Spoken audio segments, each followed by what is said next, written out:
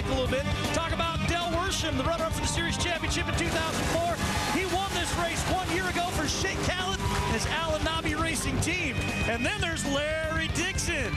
2 in a row, 3 times this season. He is your top fuel points leader. What do you say we go all Al-Anabi all the time right now on NHRA Race Day? Good morning to you, Del. Good morning to you, Larry. Larry, let's start by talking about this great team that you put together this year. A lot of us thought last year we were going to see this kind of performance, but I think it was Jason McCullough who told me this weekend. He says, you know, you can move a family, and it's the entire team that came from the U.S. Army, into a new house, but it takes some time before that house feels like a home. Yeah. Does it feel like a home over there now?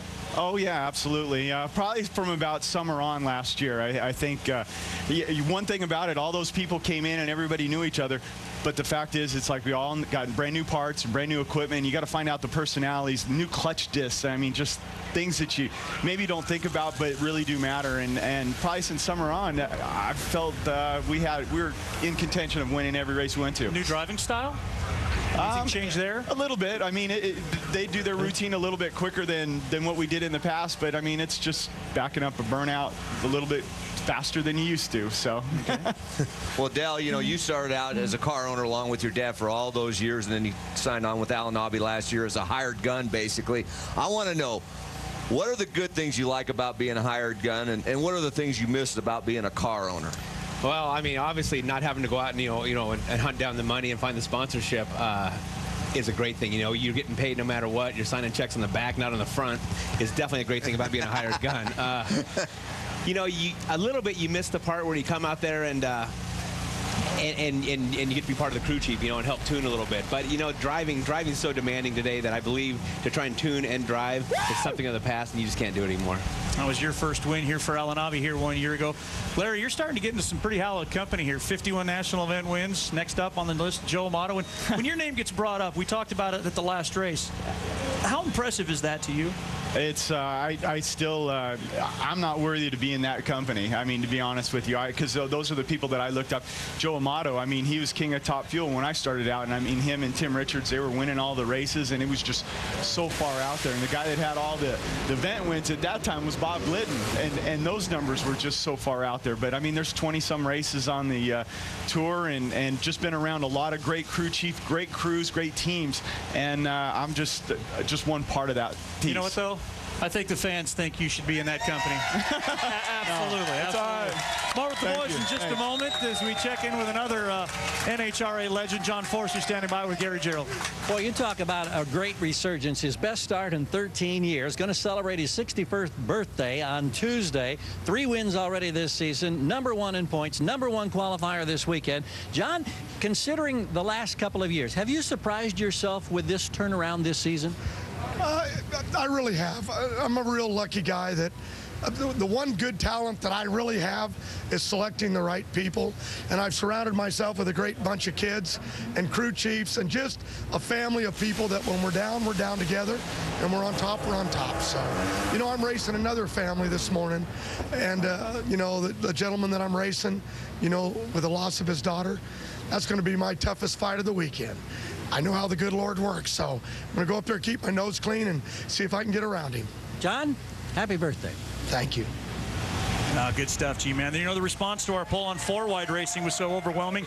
ESPN.com decided to do it every week, so go to ESPN.com, click on All Sports, then Racing, and vote on this week's question. How many NHRA events will John Force win in 2004? You better at least vote A. That much we know. Mike, how many do you think he's going to win? Well, I'm going with D. I think D should actually probably maybe be 10 or more. Is that a fair assessment, Del? I'm good with A. I'm good with A. He'll do everything he can to make sure that I like that. Yeah, absolutely. Awesome. Like some other great stories we're following, 16 cars, but a couple guys in the top half we don't normally see. How about for Dale Creasy and Paul Lee? Well, yeah, they qualified pretty well, and they actually out-qualified the last 3 champions, you know, the Pedregon brothers and Robert Height going into eliminations today. So that's pretty exciting. You know, it's time for our hard-hitting fan question. I'm going to turn my attention and find Jenny Boobier behind us with her new husband, Gordon. They're actually honeymooning with us. How about that in St. Louis this weekend? I figure you get married in Vegas. That's why I almost screwed that up. But Jenny, fire away. You got a question for the boys. If you were to give your wife, Connie and Allie, the credit card for the day, who would do the most damage? Oh, I think I got a good answer for this. I think Connie would, because we live in Southern California and our malls are big. And they're expensive. And it costs more money to live there, Fashion too, right? Island, oh yeah, absolutely. Yeah, maybe. I don't know. She'll try, though. I can tell you that. She tried. She'll make a run for it. Mike, let's throw Sandy in the mix. You gonna? Hey, I've been married for 28 years. I ain't going there. I'm gonna stay married. We know better. We've done this long enough. We're staying away from that. Can you guys hang out with us for a little bit? Absolutely. We're Tram email report time, and a question for Del Worsham coming to us from our friend Don. He noted that top fuel cars and funny cars have the same motor and clutch combinations, burn the same percentage of nitro. So why does the top fuel car run a faster ET than funny car? I think it just comes down to the weight of the car. You know, it's nearly 300 pounds lighter and about 1/10 of a second for every 100 pounds. So the 275 pounds difference is your nearly 3/10 ET. Now, you've raced them both. Is there an aerodynamic thing, too, that could run into that? I actually think the funny car is probably a little bit more aerodynamic, but I agree with Del. It's basically that weight, getting that weight moving early is where you lose your lapse time. That's a good question. If you got a question, NHRA@ESPN.com. All right, let's check in with Stat Guy now. Hey, happy 51st birthday, Louis Bloom. Thanks, Dave. Thanks, Mike. I appreciate it. No place I'd rather be than a drag race on my 51st birthday. But let's get to the stat here. Larry Dixon, Del Worsham looking for their first Al-Anabi double, but that actually won the same race 3 times. Chicago 2002, Englishtown 2005, and the one they love the best, the U.S. Nationals in 2005. And since it's my birthday, happy birthday, Mom, watching the show for the first time. Ah, very good stuff. Nice job. My birthday. Louis Bloom. Yeah, and another out there. We got babies, we got birthdays, we got everything. But, you know, let's talk a little bit about today's racing. What kind of a racetrack do we have out there? I know you got a team manager, Alan Johnson, and crew chiefs that can read this thing real well. Del? Well, I think from my standpoint, I think with the cloud cover that we're supposed to have today, it's supposed to be a little bit cooler, you know, 5-6 degrees cooler. Probably be tighter. You probably see the cars go quicker and faster. Probably won't be as loose as it was yesterday. Del, what do you think your chances of getting another win here in St. Louis? I think they're pretty good. The only thing tricky about this track in St. Louis is it has short concrete. You know, it's about 540 feet of concrete. So you can't quite run the same setup you normally run at every track. And just for that, nice cool cloud conditions, should do well. What do you have to do to adjust for that when it gets to that transition? I just get in the car and hit the gas. You got to talk to the crew chief.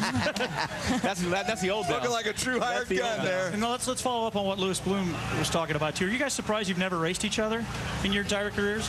I am, you know, and I hadn't thought about that. I've seen the last year I raced Top Fuel, I raced Don Perdome, and that was the last year he drove. So, yeah, it's not possible that we could have raced each other. Larry Dixon, Del Worsham, give it up to him. Gentlemen, thank you for coming on. Thank you. Have a great, safe race day. Thank you for joining us. Remember, tonight, Paul Page will join us for the AAA Insurance Midwest Nationals Final.